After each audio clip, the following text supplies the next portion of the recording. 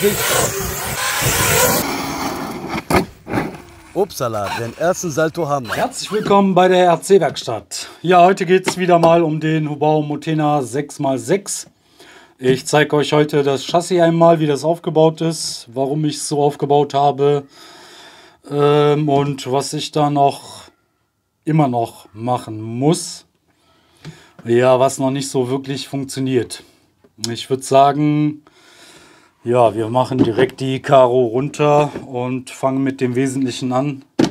Die Karo, ja, wie ihr seht, 3 Tower. Die Karo liegt auf den 3 Towern auf. Das Ganze ist recht stabil geworden.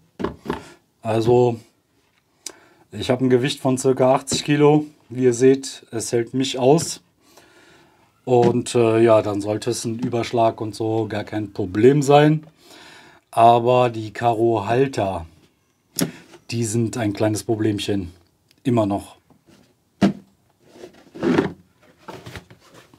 Ja, ich würde sagen, ich hole mal die Kamera ein bisschen näher ran und mache mal ein bisschen Freestyle und erkläre euch was dabei und blende noch nebenbei ein paar Aufnahmen ein, wie das Ganze zusammengebaut ist, was da alles gemacht wurde.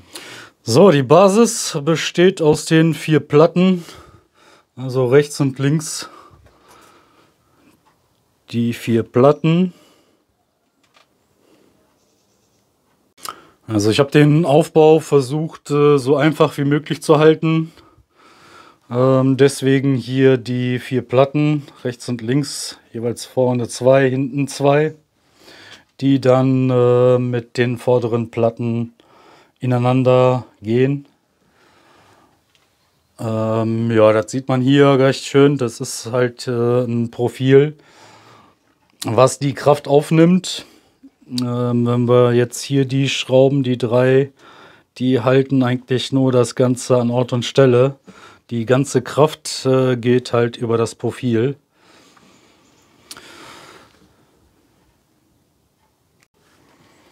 Dann war das Ganze halt ein bisschen schwer und deswegen habe ich hier noch so Ausfräsungen gemacht.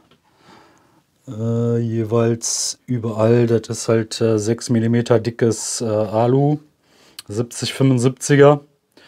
Wie man sieht, kann da noch einiges rausgefräst werden, aber da hatte ich wirklich keine Lust mehr zum Fräsen. Und deswegen habe ich das erstmal so gelassen. Ich muss da noch so einiges dran verändern. Wie zum Beispiel das hier, das ist jetzt hier so auf die Schnelle provisorisch. Ja, das ist nicht wirklich schön. Ja, lassen wir das. Auf jeden Fall, die sind noch recht unstabil. Die muss ich noch instabiler konstruieren. Wobei ich hier schon einen Fehler gemacht habe. Das mit den Einführen der Akkus erweist sich ein bisschen schwierig. Den muss ich wahrscheinlich wohl von der Position her umändern. Hier müsste das eigentlich frei sein, sodass ich die von oben einlegen kann. Ja, Akkufächer sind in der Höhe verstellbar. Da kann ich die Kabel, die Klettbänder anders einziehen und habe den in der Höhe dann strammer und in der Länge können wir das hier verstellen. Mit einer Hand ein bisschen schwierig.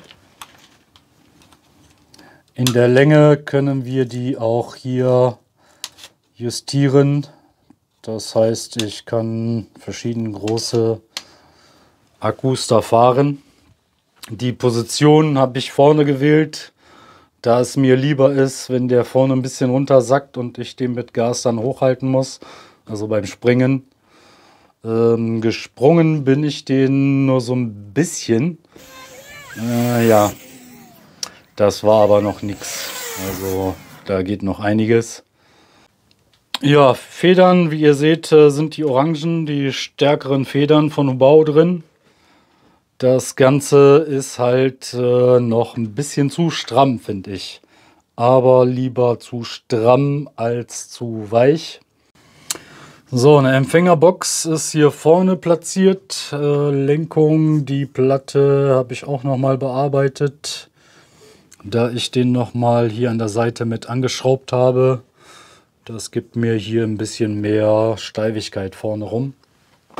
Hinten das gleiche, hinten halt mit der Zusatzlenkung und ja, mit der Sperre hier, da das mit Lenkung hinten, ja, beim Gas geben, da ist halt Spiel drinne, die macht, was die will.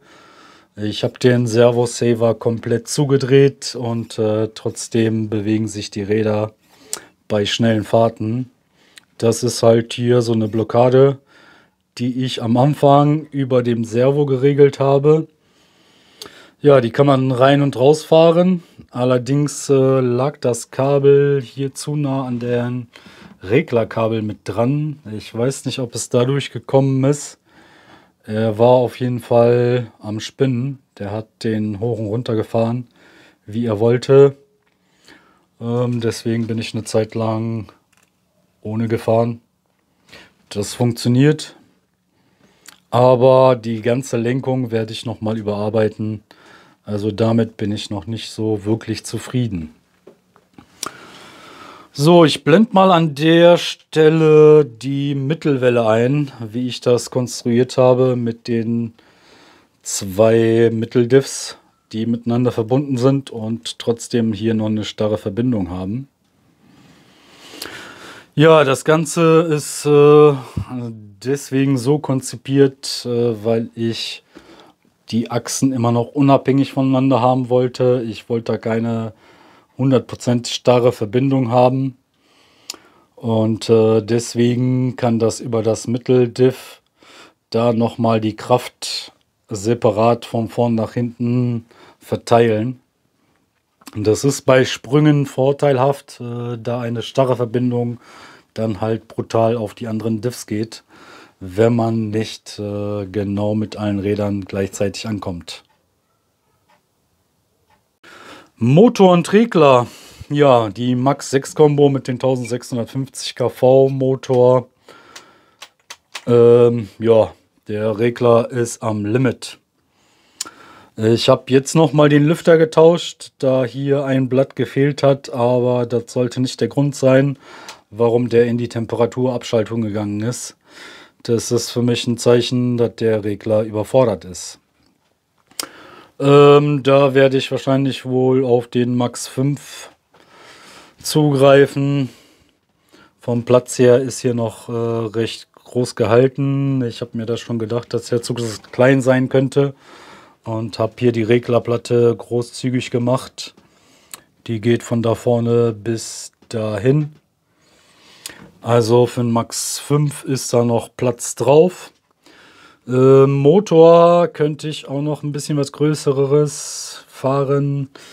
In der Länge bin ich hier halt mit dem Kugellager hier, was für die Führung, für die Welle ist, ein bisschen beschränkt, aber ich habe hier noch Platz. Ich könnte ihn noch ein bisschen weiter nach hinten setzen und damit könnte ich auch noch einen längeren Motor fahren. Mal schauen, vielleicht den 1150 oder 1100 kV Motor. Der sollte da von der Kraft her ein bisschen mehr liefern können. Und vor allen Dingen ist er auch 8S fähig. Der ist ja laut der Beschreibung nur 6S fähig. Mal schauen. Aber der Motor, der war noch recht kühl. Also der könnte das sogar noch verkraften. Mal schauen, wie es sich verhält mit dem Max 5 Regler. Ja, die 3 Tower. Platten habe ich erwähnt. Profil habe ich gezeigt.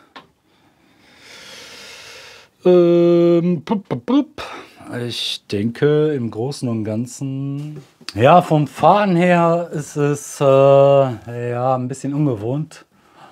Der ist halt etwas schwierig zu fahren. Also die Geschwindigkeit liegt um die 60, 70 km/h.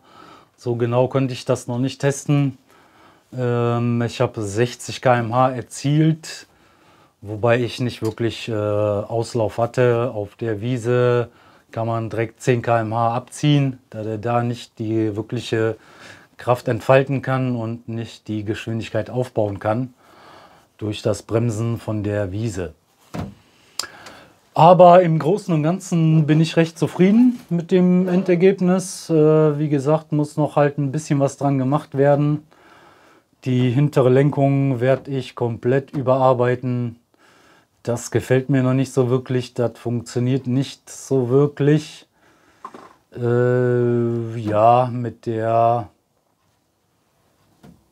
dem Blockieren von der Lenkung hinten, das werde ich beibehalten. Aber ich werde das ganze Konzept nochmal umändern. Wahrscheinlich wohl werde ich da die Lenkpfosten ja komplett überarbeiten, irgendwas in Aluminium reinmachen. Ohne Servo-Saver. Dann riskiere ich halt, dass beim Einschlag der Servo kaputt geht. Aber ich denke, da ist dann weniger Spiel in dem Ganzen drin. Das sollte dann besser funktionieren. Ja, mit den mittleren Wellen, da muss ich natürlich stärkere nehmen. Die muss ich auch nochmal überarbeiten. Ich werde wahrscheinlich wohl 2 von den Antriebswellen von dem Mobau opfern müssen. Die Kreuzgelenke, die sind eigentlich recht stabil.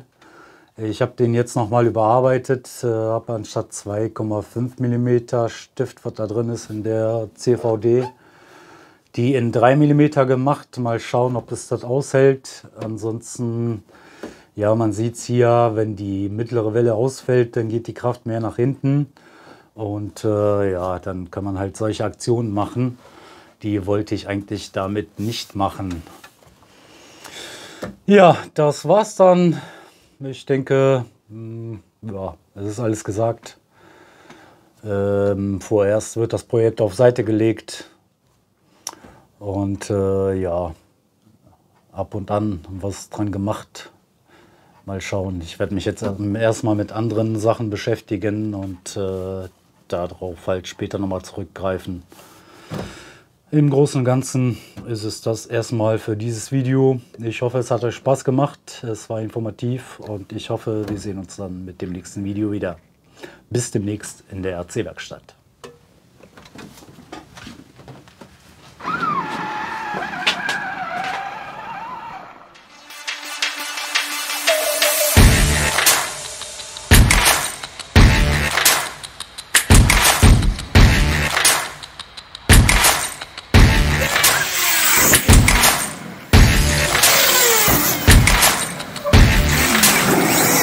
Jo, die Mitnahme ist da.